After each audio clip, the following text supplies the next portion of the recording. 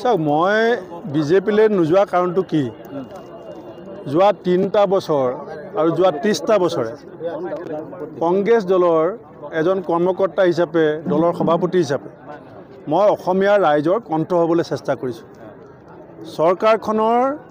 যিবিলাক অপকৰ্ম তেওঁলোকে ভিজন ডকুমেণ্টছখন কাৰ্যকৰী কৰাত যিবিলাক ব্যৰ্থতা সেই কথাবিলাকেৰে মই চৰকাৰখনক ৰাইজৰ হৈ পেলাই প্ৰশ্ন কৰি আহিছোঁ এতিয়া মই যদি সাপৰ নিচিনাকৈ মুঠ সলাই দিওঁ অসমৰ মানুহে ৰাজনীতিবিদক বিশ্বাস নকৰা হ'ব অসমৰ ভাল মানুহে ভৱিষ্যতে ৰাজনীতি কৰিবলৈ নহা হ'ব ছাত্ৰ ছাত্ৰীসকল যুৱ প্ৰজন্মই ৰাজনীতিক ঘিণ কৰা আৰম্ভ কৰিব যে আদৰ্শ মূল্যবোধ আৰু নীতি ৰাজনীতি আৰু ক্ষমতা সৱস্য ধন সৱস্য ৰাজনীতিৰ মাজত যিটো পাৰ্থক্য সেইটো যদি মই শেষ কৰাৰ নেতৃত্ব লওঁ আপোনালোকে জানো ভাল পাব মুখ্যমন্ত্ৰীগৰাকীয়ে এই কথাটো কেলৈ কৈ আছে তেখেতে এইকাৰণেই কৈ আছে যে তেখেতে 6 জনগোষ্ঠীৰ জনজাতিকৰণৰ বিষয়টো আলোচনা হোৱাটো নিবিচাৰে চাহ শ্ৰমিকৰ মজুৰি বৃদ্ধিৰ বিষয়টো আলোচনা হোৱাটো নিবিচাৰে অসম চুক্তিৰ ৰূপায়ণৰ কথাটো আলোচনা হোৱাটো নিবিচাৰে দৰবৰ দাম যে বঢ়াই দিছে ইলেক্ট্ৰিচিটি বিল যে বঢ়াই দিছে এই কথাটো আলোচনা হোৱাটো নিবিচাৰে সিন্ডিকেটৰ নামত যে লুটপাট চলি আছে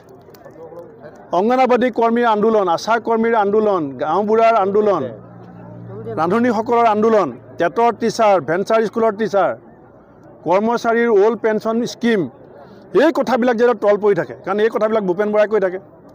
গতিকে যেতিয়া ভূপেন বৰাৰ কথা ক'ব যে ভূপেন বৰা বিজেপিলৈ আহিব ভূপেন বৰা কালিলৈ আহিব এই হিমন্ত বিশ্ব শৰ্মাই মুখ্যমন্ত্ৰী হ'বৰ কাৰণে তৰুণ গগৈ ডাঙৰীয়াক পিছফালৰ পৰা মামৰে ধৰা ডেগাৰ দি মৰা নাছিলে জানো সৰ্বানন্দ সোণোৱাল ডাঙৰীয়াক লেং মাৰি দি সাগৰৰ পাৰত পেলাই দিয়া নাই জানো তেওঁ চকী এৰি দিব তেওঁৰ চকীৰ পৰা অসমৰ মানুহক লগত লৈ আমি উঠাম 26ত আমি দিছপুৰ নিজে দখল কৰিম আমাক হিমন্ত বিশ্ব শৰ্মাৰ কৃপা নেলাগে আৰু ইতিমধ্যে আপুনি দেখিছে কালি মুখ্যমন্ত্ৰীয়ে কি কৈছিলে যে গহপুৰত কংগ্ৰেছ শূন্য অকল মিয়াহে কংগ্ৰেছৰ লগত থাকিব আজি গহপুৰত যি হাজাৰ হাজাৰ মানুহ ওলাই আহিছে আমিতো অৰুণোদয় দিম বুলি অনা নাই আমিতো স্কিম কাটিম বুলি ভয় খোৱা নাই আমি গাড়ী মটৰৰ ভাড়া দিব পৰা নাই মিটিঙলৈ অহা মানুহক হাজিৰা দিব পৰা নাই গহপুৰৰ মানুহ ওলাইছে মানে কি বুজায় গহপুৰত কনকলতা ওলাইছিলে গহপুৰত মুকুন্দ কাকতি ওলাইছিলে এতিয়া আকৌ কংগ্ৰেছৰ মিটিঙলৈ কনকলতা মুকুন্দ কাকতি আহিছে ৰাহুল গান্ধী কালি কৈছিল যে ৰাহুল গান্ধী আহিলে ভাল হ'ব বুলি কৈছিলে বিজেপি তাৰপিছত ৰাহুল গান্ধী যদি আহে বিজেপি বাঢ়িব 20-30 বাঢ়িব চাওক মই আপোনালোক মোৰ ককাই ভাই মোৰতো চেনেল নাই মোৰতো পেপাৰ নাই আপোনালোকে মোৰ ককাই ভাই আপোনালোকক মই অসমীয়া হিচাপে কথা এটা পাতিছোঁ মুখ্যমন্ত্ৰীয়ে বেবেৰী বাং কথাৰে ইলেকশ্যনটো আচল ইছ্যুবিলাক তল পেলাব বিচাৰিছে হিমন্ত বিশ্ব কৈছে যে 14খন আসনৰ 13খনেই পাব ইলেকশ্যন নপতা হ'লে ভাল আছিলে নেকি বাৰু 13খন যদি পায়ে এই চ'তমহীয়া গৰমত ইমান এনেকৈ টাকুৰি ঘূৰা দি ঘূৰি আছে কিয় হিমন্ত বিশ্ব সপোনত দেখে এতিয়াও ক'ব পৰা নাই তেওঁ আপুনি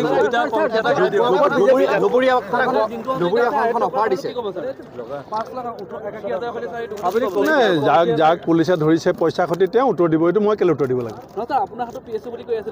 মোৰ PSO নহয় আমাৰ দলৰ কৰ্মী গুৰিত কি টকা থাকিব নালাগে নেকি টকা আছে মই কেইটামান পইচা থাকিব নোৱাৰে নেকি আপোনাৰ কেইটামান পইচা ভুল গৈছে ইলেকশ্যনৰ সময়ত 50,000তকৈ বেছি পকেটত ৰাখিব নোৱাৰে কোনোবাই ৰাখিলে ধৰিব আৰু তাৰ যদি হিচাপ দিব পাৰে টকা ঘূৰাই পাব নেপালে টকা বাজেয়াপ্ত হ'ব আমি সেইকাৰণে কৈছোঁ যে অসমীয়া মানুহে 1200 টকা দি ঘৰ চলাব নোৱাৰে 1200 টকা অৰুণোদয় 1200 টকা চিলিণ্ডাৰত গুচি যায় আমি সেইকাৰণে কৈছোঁ কংগ্ৰেছ চৰকাৰ আহিব প্ৰত্যেক মাহৰ 9 তাৰিখে 9 লক্ষ্মী নামেৰে 2500 টকাকৈ পাব এতিয়া অসমীয়া ৰাইজে সিদ্ধান্ত ল'ব যে 1200 টকীয়া ল'ব নে 2500 টকীয়া ল'ব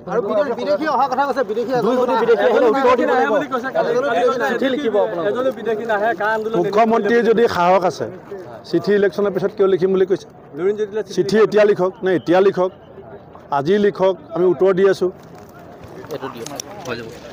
আপোনাৰ ফ্লাইং স্কোৱাডৰ দলে ব্যক্তিগত সহায়কজনক আজি আটক কৰিছে আৰক্ষীয়ে মোৰ ব্যক্তিগত সহায়কৰ নাম দেৱজিৎ ডেকা তেওঁ গুৱাহাটীত আছে আমাৰ দলৰ এজন কৰ্মীক ধৰিছে পইচা ক'ৰ পৰা আহিছে কি কথা তেওঁ হিচাপ দিব আপোনাৰ ব্যক্তিগত সহায়ক মোৰ কি পইচা থাকিব নালাগে নেকি মোৰ কি পইচা নাই নেকি কেইটামান পইচাটো মোৰ আছে ন সেইটোতো লুকাবলগীয়া কেছ। আমাৰ প্ৰেমলালগঞ্জক ইলেকশ্যন কমিশ্যনে 90 লাখ খৰচ কৰিবলৈ দিছে নে নাই কওক? নাই প্ৰেমলাল কৰিব পাৰে, এটা ইলেকশ্যন কমিশ্যনৰ ৰুল আছে যে 50,000তকৈ ওপৰত আপুনি কেছ পইচা ৰাখিব নোৱাৰে।